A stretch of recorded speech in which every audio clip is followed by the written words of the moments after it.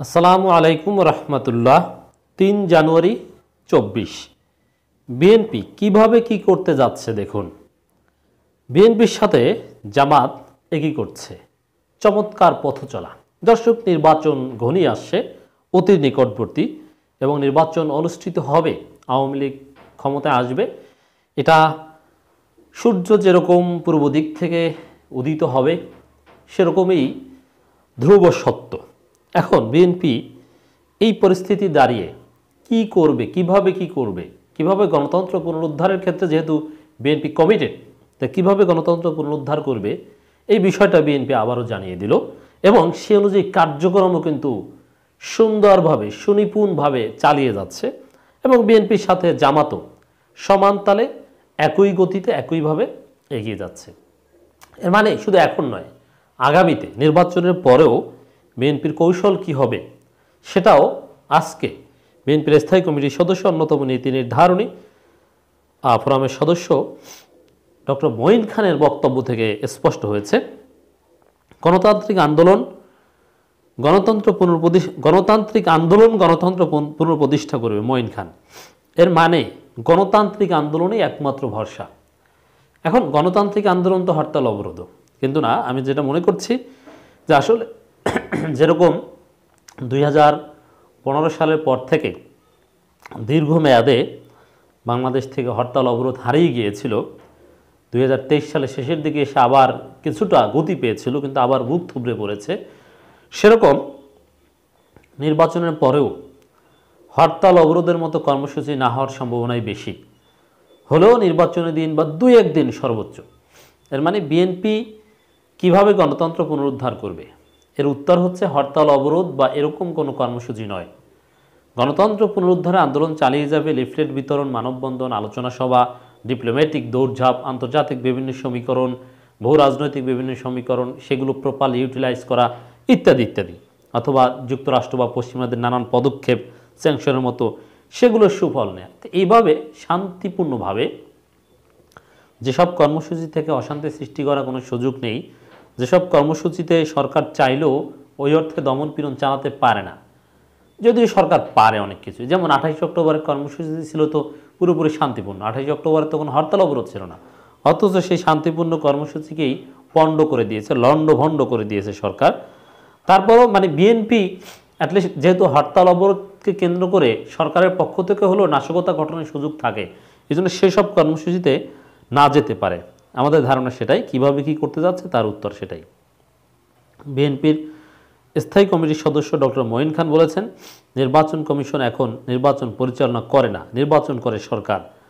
নির্বাচন commission puppet, তারা কোনো সিদ্ধান্ত নিতে পারে না, সব সরকারের পরামর্শ অনুযায়ী বা অ্যাসাইনমেন্ট অনুযায়ী করতে। যেমন এই যে 2টা দলকে সদ্য নিবন্ধন দিয়েছে, তারা কারা? সরকারের পরিকল্পনা অনুযায়ী কিংস পার্টি বা কুইন্স পার্টি হিসেবে তাদেরকে নিবন্ধন দেওয়া হয়েছে। এটা একেবারেই স্বাভাবিক, যেটা পরবর্তীতে প্রমাণিত হয়েছে যে ওই নিবন্ধন কোনো শর্ত পূরণ করে বা আইন অনুযায়ী নির্বাচন কমিশন স্বাধীনভাবে দেয়নি, ওটা সরকারের দীর্ঘমেয়াদী পরিকল্পনা অংশ হিসাবে নিবন্ধন দেওয়া হয়েছে 2টা দলকে, সবাইকে অবাক করে। আবার আওয়ামী লীগের মন্ত্রীর বিরুদ্ধে নানান অভিযোগ, সম্পদ হলফনামায় সম্পদ গোপন করার অভিযোগ, বিদেশে এত হাজার কোটি টাকার সম্পদ, নানান কিছু। কই, নির্বাচন কমিশন তো কোনো পদক্ষেপ নিতে পারছে না। তো এই জন্য আমরা বলবো, ডক্টর মঈন খান সাহেব পারফেক্টলি অ্যাড্রেস দিস পয়েন্ট, যে আসলে নির্বাচন হচ্ছে সরকারের অধীনে, এখানে নির্বাচন কমিশন কিছুই না। একদলীয় বাকশাল সরকার গঠন করতে তারা বদ্ধপরিকর, কিন্তু বিএনপি শান্তিপূর্ণ উদারনীতি রাজনীতিতে বিশ্বাসী। এখন একদলীয় বাকশাল সরকার, এটাও আবার ভিন্ন। সেই 74-এর মতো একদলীয় সরকার সেভাবে কখনোই আওয়ামী লীগ করবে না। আওয়ামী লীগ যা করবে, in the name of multi party democracy, কার্যত একদলীয় চাইনিজ মডেল। আমরা বারবার বলে আসছি, চায়না যেরকম চাইনিজ কমিউনিস্ট পার্টি ক্ষমতায়, জনগণ বা বিশ্ববাসী জানে দল একটাই, কিন্তু আসলে দল ওই দেশে অনেক, 7-এর অধিক, 8টা বা আরও বেশি ছোটোখাটো দল আছে, এবং সবাই কিন্তু সরকারের সমর্থক, সরকার বিরোধী কোনো দল নেই। তো Awami League multi party democracy থাকবে, এখানে সরকার বিরোধিতা ওই অর্থে থাকবে না। হ্যাঁ, মাঠে ময়দানে সরকারের বিরুদ্ধে বলবে, সমালোচনা করবে, মারামারিও হবে, নৌকা ইগল, কিন্তু সবাই সরকারের গ্রেটার পরিকল্পনার অংশ, সরকারের বৃহৎ কারচুপির সদস্য। সেইটা হয়তো বা ডক্টর মঈন খান মিন করে থাকতে পারেন, বা তার বক্তব্যের ব্যাখ্যা হিসেবে আমি সেটা বলতে পারি। আর এর বিপরীতে সরকার একদলীয় শাসন কায়েম করুক আর যাই করুক না কেন, বিএনপি উদারনীতির রাজনীতিতে বিশ্বাসী।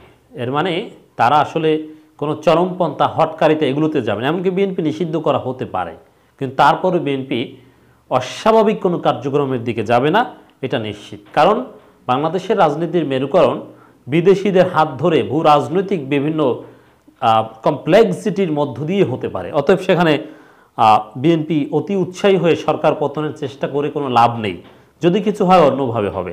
হ্যাঁ, জনগণের আন্দোলন শান্তিপূর্ণ আন্দোলনের তো কোনো বিকল্প নেই, কিন্তু বিএনপি এখন সেটাই দেখছে যে ভূ রাজনীতির দিকে তাকিয়ে আছে।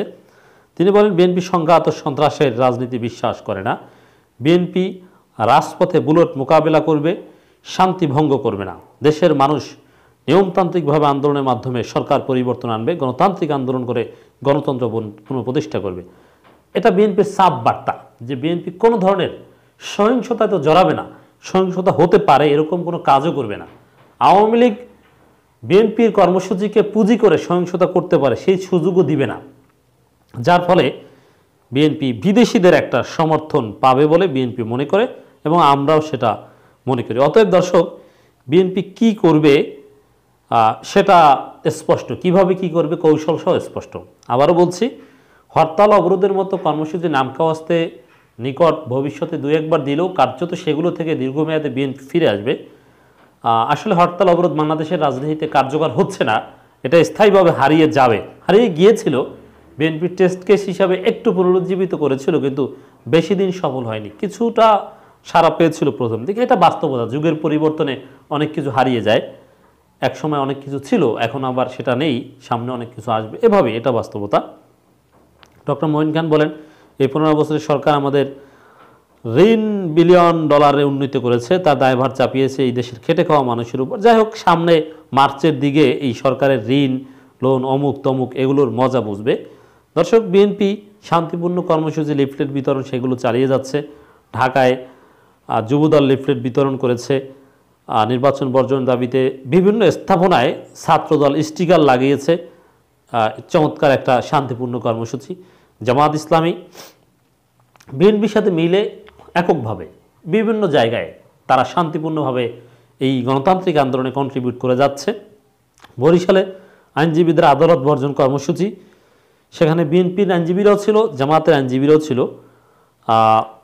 এর মানে একসাথে বিএনপির সাথে মিলেমিশে একসাথে করছে। আর জামাতের সমস্ত কর্মসূচি তো বিএনপিকে অনুসরণ করেই হয়। 14 উপজেলা জামাতের গণসংযোগ লিফলেট বিতরণ ব্যাপক হারে, একটা উপজেলা শাখা ব্যাপক মাত্রায়, ডাক্তার তাহেরের উপজেলা ব্যাপক মাত্রায় লিফলেট বিতরণ করেছে। মনে হচ্ছে 14 উপজেলায় 5% বেশি ভোট টার্ন আউট হবে না।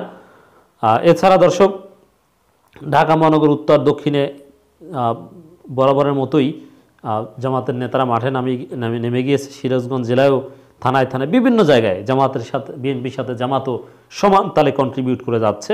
অতএব কৌশল ক্লিয়ার, পুরোপুরি শান্তিপূর্ণভাবে, নন ভায়োলেন্ট।